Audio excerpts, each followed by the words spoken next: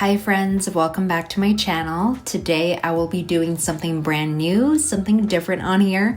I'm going to try my hand at junk journaling for the first time.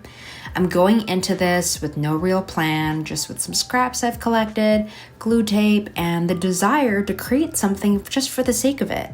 So if you want to journal with me, please go ahead and grab your notebook and supplies, and let's make something together. As I work on these spreads, I'll be chatting a bit about the junk I've gathered, but also about something a little deeper. This pull I've been feeling lately to create more and consume less. I know that there's been an influx, this wave of content online about this topic of creating more and consuming less media. And this topic is something I've been wrestling a lot with personally, especially in this season of life where time feels really scarce and it's so easy to fall into passively scrolling instead of actually creating something. Also, if you are curious about any of the supplies I'm using, I've linked them down in the description box below. Now, without further ado, let's get started. For this first spread, I'm using pieces from a package I kept. A box from a pair of real leather sandals I got for myself for this summer. They are these beautiful handcrafted real leather sandals from this brand called Pons or Avarcas. I might just have butchered the pronunciation of the name, please forgive me. I just wanted to invest in a good pair of summer shoes and these just felt perfect. I went with a simple brown color, though they come in a lot of different colors. I'm also adding part of an envelope from my mom. She sent me some stickers from Daiso because there's no Daiso near me. And I actually showed those stickers in a previous video. I will link that in the cards in the description box. It was the first episode of a series I started on this channel called From My Desk, where I shared little bits and bobs of my life. So like what I'm planning, what I'm creating, what I'm consuming, and so on. As I'm working on the spread, I'm noticing I naturally lean towards coordinating things by color. This one's turning out pretty neutral. There's lots of white, beige, and black. And since it's my first time junk journaling, I'm figuring things out as I go. Playing with textures, mixing pieces, and just letting my mind wander. One thing I've realized is that I like to lay everything out first before gluing anything down. I think it's nice for me to get a sense of how the page fits together before committing. Before sitting down to junk journal today, I made a very intentional choice to not watch any junk journaling videos. I didn't scroll through Pinterest or Instagram for hours. I didn't gather journaling prompts or make plans. I'm just doing it, and you are watching it in real time. This unfolding right before your eyes is me trying it out for the first time. It's not that I think consuming inspiration is bad. It's not. I think there's so much beauty and community in learning from others, but I know myself, and I know that when I consume too much before I create, I freeze. I get overwhelmed. I start to feel like everyone's already doing it better than I ever could. And suddenly I don't even want to try. So instead of studying on how to do something right, and I have right in quotations, I decided to jump into the deep end, to start without a plan, to make something messy, intuitive, and honest, to just do it. It feels a little scary, not gonna lie, and a little vulnerable, but it's also quite liberating. As a mom, my time is no longer my own in the way that it once was. I don't have long stretches of creative solitude. Most days, I don't even have an uninterrupted hour unless it's bedtime. So when I do get a rare sliver of time to myself, I feel this intense pressure to use it well. But that pressure can backfire. Instead of creating or doing a recreational activity that's like life-giving or relaxing, I doom scroll. I click on video after video or scroll through short or reel or whatever the short form media word is about other people living their lives, other people showing things, other people creating, and I trick myself into thinking that this is restful, that this is refueling. But more often than not, this leaves me feeling emptier or drained, or both in a weird way. Like I've spent my little bit of margin watching someone else live creatively, consuming their highlight reel, instead of stepping into creativity myself. There is a lazy, low-effort appeal to passive consumption. It feels like connection. It feels like creativity. But in reality, it's keeping me one step removed from my own creativity. And the more I do it, the further away I drift from that sense of peace, that sparkle of wonder, that flow state I only find when I'm making something with my own two hands. For this second spread, it honestly took a little bit of trial and error before inspiration really hit. I thought I was going to build it around some random bits of junk I'd saved, like this piece of baby food packaging and a watermelon sticker, but nothing was clicking. And then I flipped through this Van Gogh. Okay, I'm sorry. I know that Americans pronounce Van Gogh as Van Gogh and the British say Van Gogh. And I know that they're both wrong. I know the Dutch, it's like Van Gogh. I don't know. I'm so sorry for mispronouncing his name. I sound like I'm about to spit out some phlegm, so let's just move on. Anyways, I flipped through this magazine I found at church. We have this like little sharing shelf where people can leave things they no longer need and others can help themselves. So when I spotted this magazine, I knew it'd be perfect for junk journaling. As I flipped through the artwork, the flowers stood out to me, especially the pops of yellow, as you can see. That reminded me of all the yellow toned scraps I had from unboxing my new notebooks from Moleskine and Stalogy. I picked up some Moleskine pocket notebooks and this B6 Stalogy, which is actually what I'm using for my junk journal right now. And that's pretty much me being inspired in real time, just letting my mind wander and seeing where all those little connections lead. There's this lie I think a lot of us believe in, that if we just learn enough, we'll be ready to begin. That if we read one more article, buy one more tool, or watch one more video, we will finally be equipped to start. But all that preparation we're doing, if we're not careful, it can become a trap. It masquerades as progress when really, I think it's just fear in disguise. Because we're scared to be bad at something. We're scared to fall flat on our face. We are scared of looking at the gap of where we are right now and where we want to be. We're scared to waste time, to waste materials, to look foolish. So we keep studying, planning, and thinking. And sure, I think those steps are crucial into learning how to do something. But thinking isn't necessarily creating. Research isn't necessarily action. At some point, the only way forward is to do the thing. And nobody else can do it for you, Like the first messy attempt is yours and yours alone. Honestly, the gap between wanting to create and actually doing it is usually filled with a ton of excuses. We're not missing information. What we're missing is execution.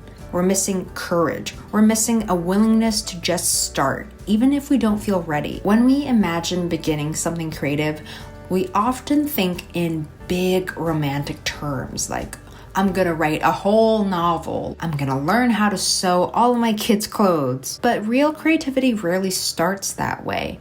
It starts small, like really small. Maybe it's just a few torn up paper scraps and some glue, like what I'm doing right here. Or maybe it's 200 words scribbled in a notebook while your kids are playing in the next room.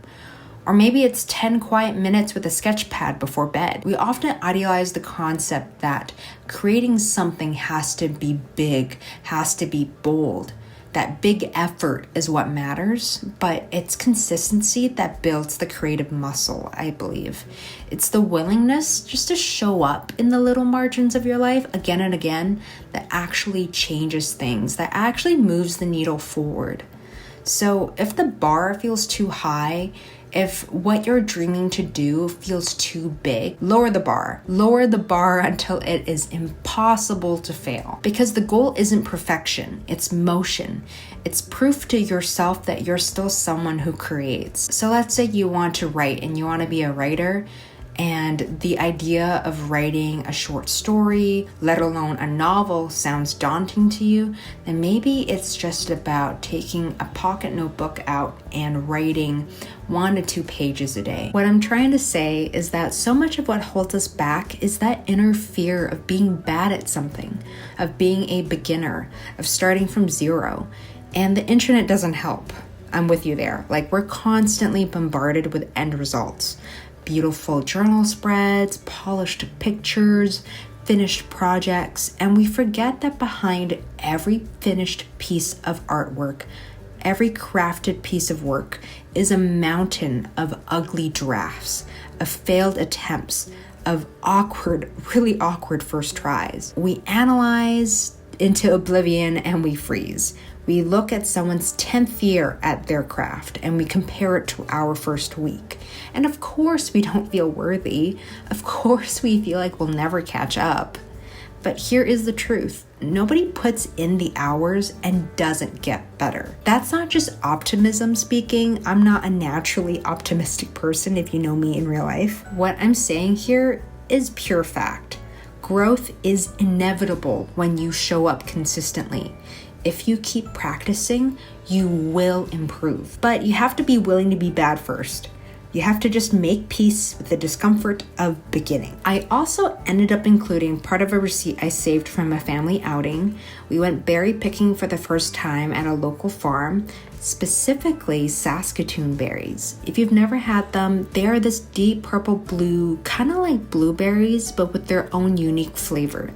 The kids loved picking straight from the trees and eating as they went, and we treated ourselves to a slice of pie with ice cream after. It was such a sweet day, meeting the farmers, seeing their animals, spending time outdoors, and supporting local. We actually went back recently to pick some more Saskatoon berries and some sour cherries too. My husband and I are hoping to make probiotic sodas with the cherries, and I want to even make some sour cherry iced tea. Okay, so one last thing I did with this spread was really slow down and notice the little details in the notebook packaging.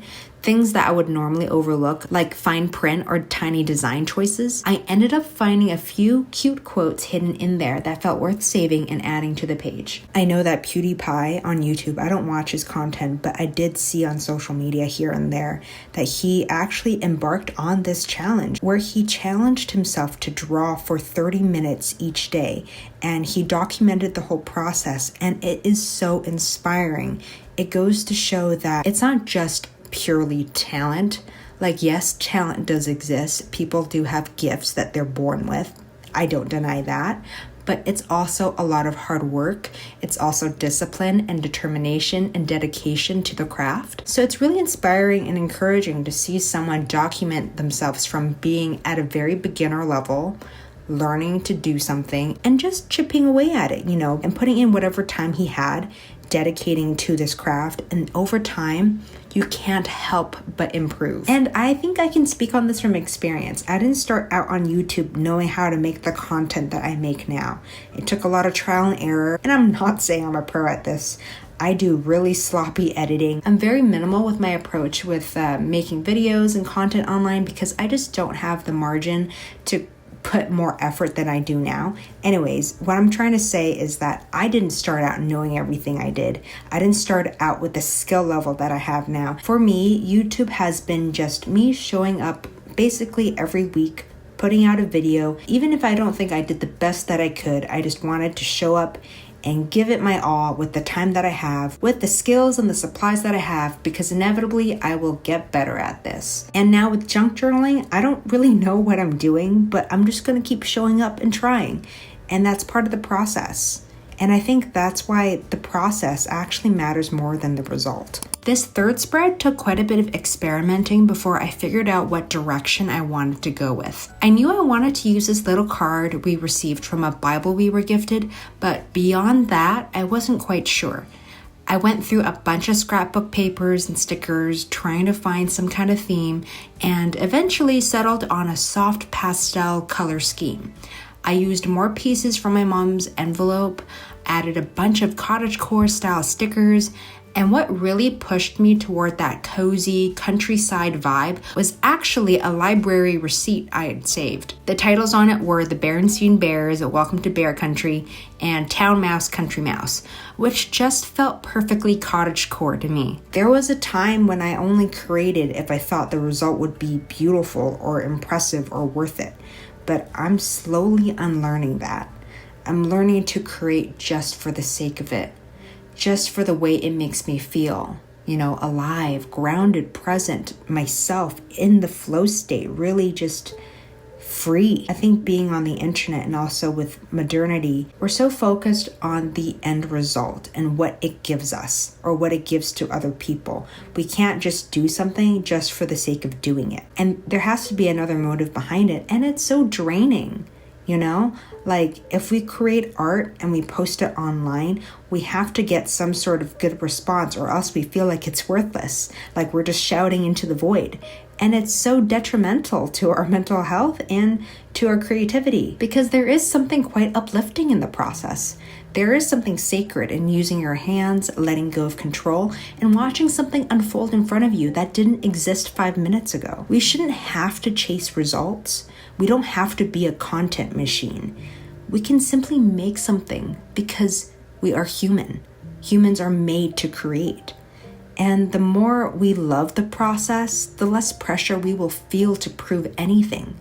Because the joy is in the doing and not just in the outcome. So I'm giving myself permission to keep things simple.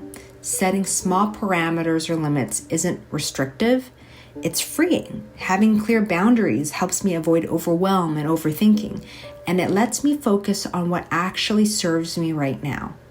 I'm trying to also connect with my own rhythms rather than following trends or trying to keep up with what works for everyone else. I'm learning to pay attention to what fits my life in this season. My planning and journaling don't have to look a certain way. They just need to work for me. And there is no perfect beginning. There's only this one, the one you're in right now. And that's more than enough. So if you're looking for a sign, this is it. I'm telling you, you don't need a quiet house, a pretty desk, or a full day to yourself. You don't need inspiration to necessarily strike you. You don't need to feel like you have to earn the right to create. You are allowed to start with what you have. You are allowed to make something imperfect. You are allowed to take up space on the page, even if you're not sure where it's going. And this journal spread, it might be a bit wonky. It might not be worthy of Instagram, but hey, it exists. I made it, I showed up, and that counts for something. Maybe everything. Lately, because I've been looking for different notebook brands, I keep getting ads online for all these different planners and systems. And honestly, it's made me realize how much I usually stay in my own lane.